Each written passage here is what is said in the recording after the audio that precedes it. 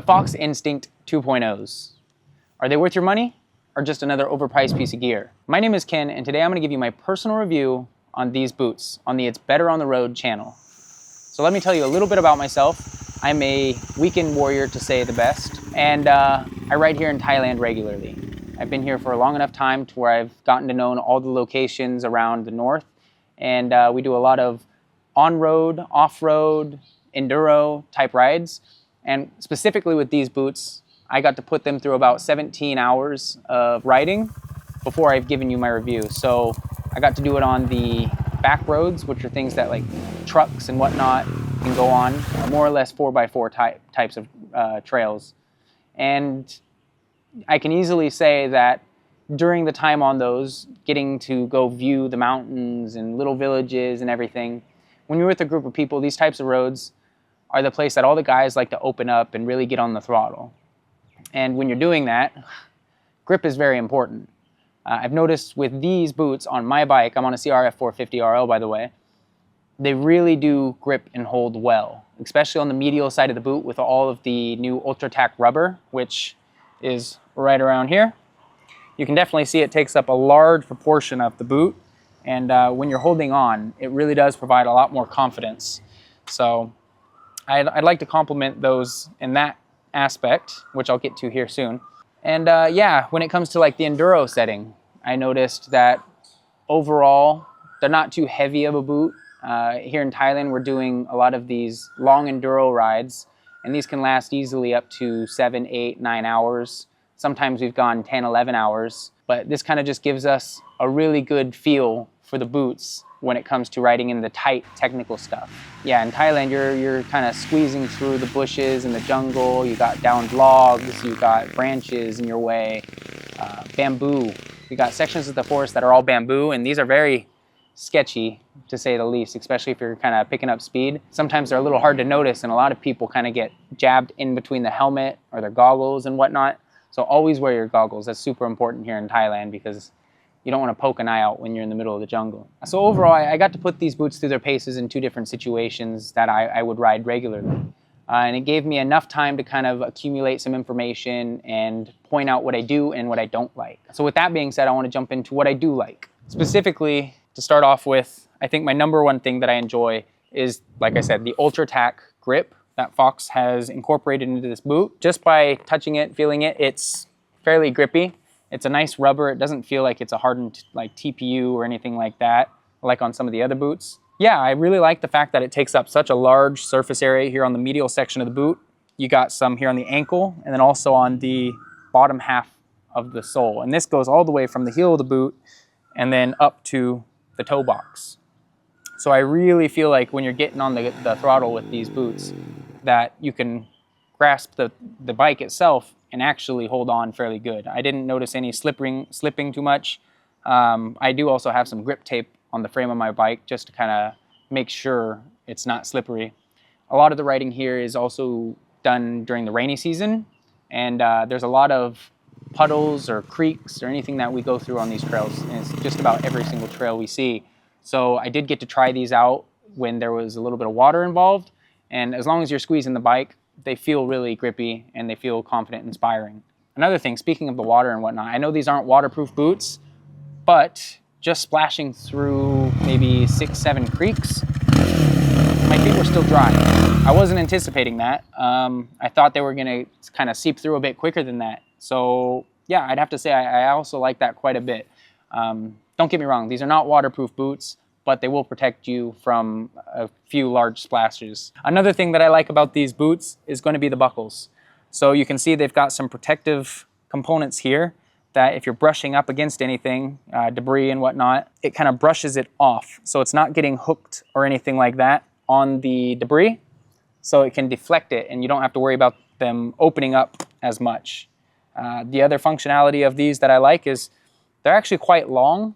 So in the sense that once you put the locking mechanism in there and push it down, it doesn't actually use too much force. Outside of that, I think the other 2 things that I really enjoy is going to be the out-of-the-box flexibility. I'd have to say, right when I got these out of the box, I was in the house, I put them on, and I walked for a good like 10, 15 minutes in them just to see if there was any pain points or any point that had extra pressure on it that I didn't really like.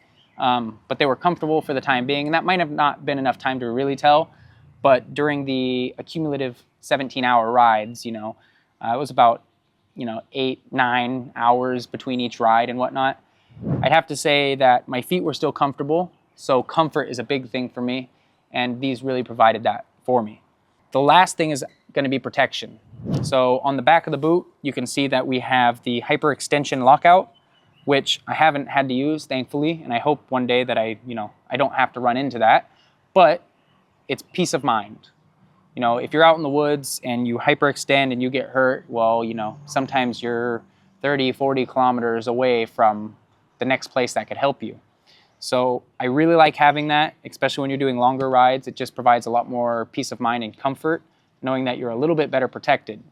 Overall, the front of the shoe has a large section of protection for the shin, and the toe box feels quite soft, but as you can see, I've nicked it on rocks, debris, and everything, and I haven't felt a thing yet, so I'm happy with that. I am worried, but there's no boot that does this well. It's just in between the protective components. This does feel a little bit soft, but lucky enough, running through the jungle here in Thailand, I have yet to actually have a stick jab me in this area, so I'm gonna still just say it's a perk. I like it. Now for the things that I don't like. This might sound a little bit picky, but the first thing is gonna be no Velcro on the tongue of the boot. This is just from past experience using the Alpinestars Tech 7s. I really like the dual locking system just because when you have the boot on your foot, before you actually lock them in with the buckles, you can kind of tighten it down to a certain degree with the Velcro and then really focus on getting the buckles to a really nice tension point, lock it in, and then your foot's not going anywhere and you don't have to worry about fidgeting with it too much. These don't have that, but for a lot of people that might not be a main concern. For me, I would just prefer it if they did have that. The last thing is going to be durability. Only time will tell. If these are actually durable boots, I would praise them because everything else about them I do enjoy. When it comes down to it, I think I'll try to get like 2 good riding seasons out of that, and riding seasons here in Thailand are quite long. We have great weather almost all year round. I enjoy riding in the rain. I enjoy riding not so much in the heat, but during the time where it's still somewhat hot and tolerable. The only time I'm not riding is going to be the summer. It's really dusty, it's really smoky. I'm not looking forward to getting heat stroke or anything like that in the middle of the forest, so that's the time that I'll go back onto the on-road setting and ride my bikes with some friends and whatnot, and do weekend trips. So yeah, no, I put a lot of hours on boots here in Thailand within the year. Overall, I'm really happy with these. But before we go, I do have 1 or 2 fun facts for you.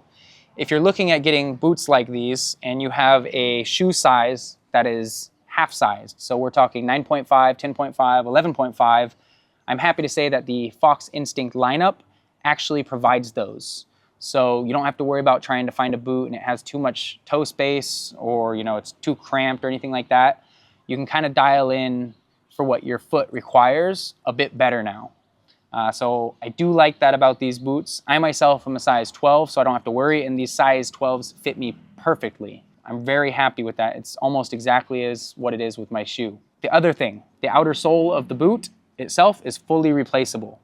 So if you're running a lot of grippy pegs or anything like that, they've got sharp teeth on them, you'll probably wear through these within 2 seasons, but you can buy a new pair from Fox and then have them replaced. So that's good. I believe also, because I did nick these buckles on a rock, chewed through them a little bit, but by the looks of it, on the inside, there's an Allen screw on the inside. So it looks like if you take that out, you can actually replace the buckle itself.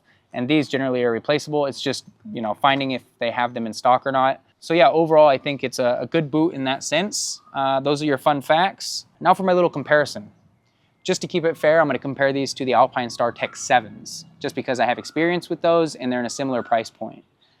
So speaking of price point, these run about $550 US, depending on where you can find them and if they're on sale or not. But it seems like that's the average price for resale.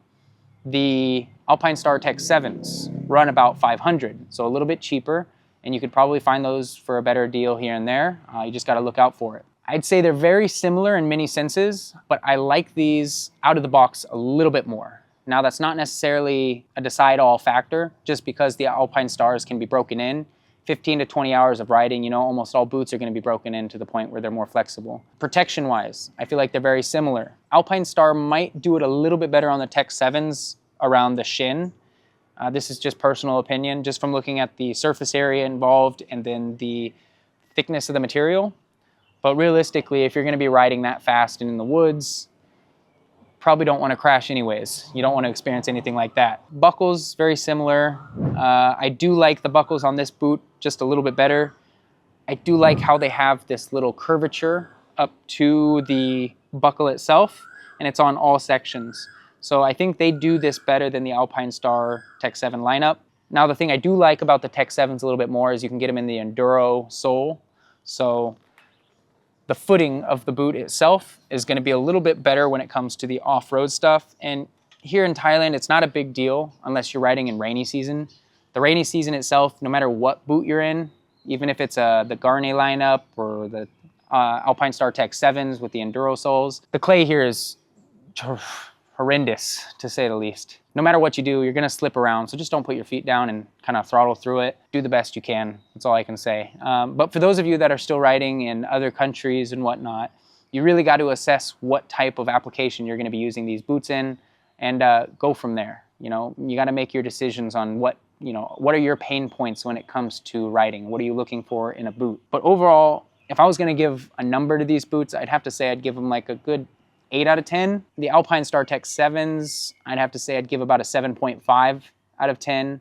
There's only little nitpicky things. I like what these can provide a little bit better for a couple points compared to the Tech 7s, but I do like how the Tech 7s have the same things, but it just isn't done as well. The Velcro for the dual locking tongue on the boot before you buckle in. I do like that a little bit better on the Alpinestar Tech 7s, but you know, it's not a decide-all factor. So overall, I'm happy with these, and I look forward to using these for the next couple of riding seasons. If you're in the market for buying a new boot, or you're trying to find some more information on these, here on the channel, we will link you some links down to these boots so you can go have a look for yourself. Ride on, have fun, stay safe.